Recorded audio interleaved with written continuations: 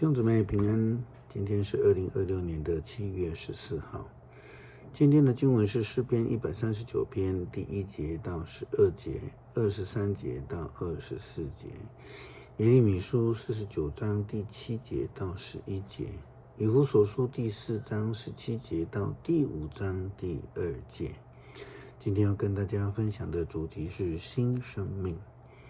基督徒不只是一个宗教内的成员，因为基督信仰强调的是生命的改变，而不是宗教行为而已。记得曾经在鹿港牧会的时候，跟妈祖庙的主委讨论过，在农历3月的这样的进香团的活动。因为他告诉我不用跟他传教，因为所有的宗教都是一样的那我就跟他分享基督信仰的真谛。我说，虽然不是每一个基督徒都是好人，但是基督信仰强调的是要努力追求生命的改变，而不是那种追求进香团里面有多少人来。基本上基督徒都应该要追求跟上帝一样的美善，来改变自己的生命。那没有改变的人就不配称为基督徒。这位主委还是一样回复我，要都一样啦。我就请他去注意看看进香团的人他们的行为，比如说抽烟乱丢，嚼槟榔就乱吐，乱丢垃圾，甚至有些人就跑到人家的家里甚至是商家他们的物品饮料等等的这种事情。我就挑战他，如果都一样，希望这些事情是不会发生的。在那一年的农历3月进香团的活动结束之后，他来找我，他说真的不一样。耶利米书49章第7节到11节记载了上帝对以东人的不满，因为他们的生命没有改变。圣经说，关于以东，上主万军的统帅这样说，在以东再也找不到智慧吗？他们当中的贤达不再告诉他们该做的事吗？他们的智慧都消失了吗？底但人转身奔逃吧，躲藏起来，因为我惩罚以扫后代的时候到了，我要消灭他们。人在摘葡萄的时候会留一些葡萄在树上，夜间小偷进来，只偷他们所要的。但是我要把以扫的后代拔得精光，揭露他们藏匿的地方，使他们再也无法躲藏。以东人和他们的亲族邻居都被消灭了，一个也没有留下。把你们的孤儿交给我吧，我会收留他们。你们的寡妇也由我看顾。是的，基督徒应当追求生命的改变。信主之后就要追求属灵的新生命，来学习基督，跟随基督，让我们的生命因为有圣灵的同在而去污纯净，完全的脱离旧的生命，迎接属基督的新生命。以弗所书第4章17节到第5章的第2节，保罗就这样说道：我现在奉主的名郑重的劝告你们，不要再过个像外邦人一样的生活。他们的思想虚妄，心地黑暗，跟上帝所赐的生命隔绝了，因为他们全然无知，刚愎自用。他们丧尽了羞耻之心，纵情之欲，无拘束的做各种的败的事情。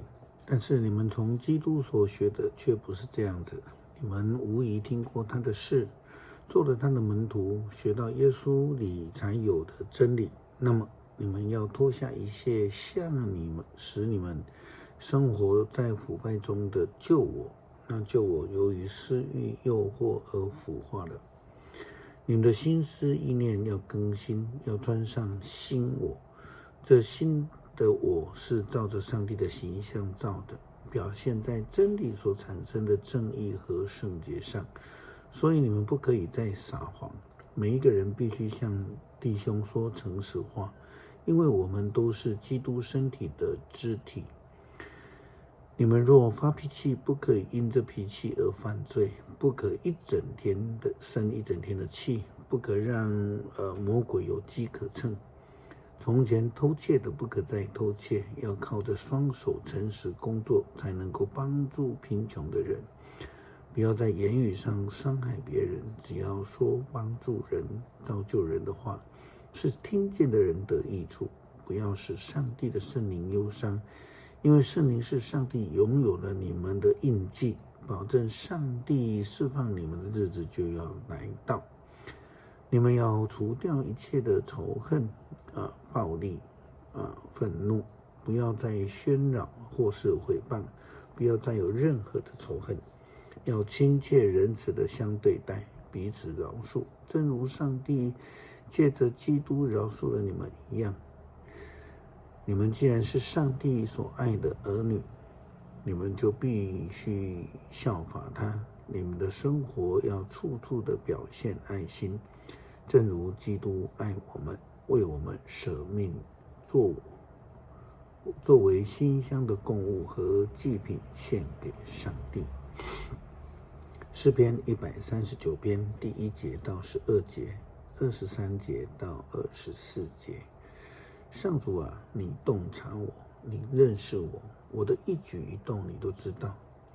从遥远的地方，你也晓得我的心思，我工作或休息，你都看见。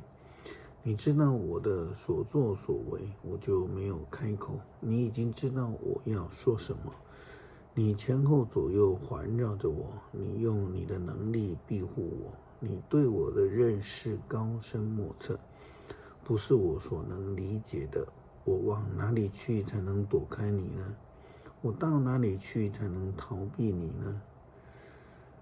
我上了天，你一定在那里；我潜伏阴间，你也在那里。我纵使飞往日出的东方，或是住在西方的海极，你一定在那里带领我，你会在那里帮助我。我可以要求黑暗遮蔽我，或者是要求周围的亮光变成黑暗，但是对你来说，黑暗不算黑暗，黑暗跟白昼一样的光亮，黑暗跟光明都是一样的。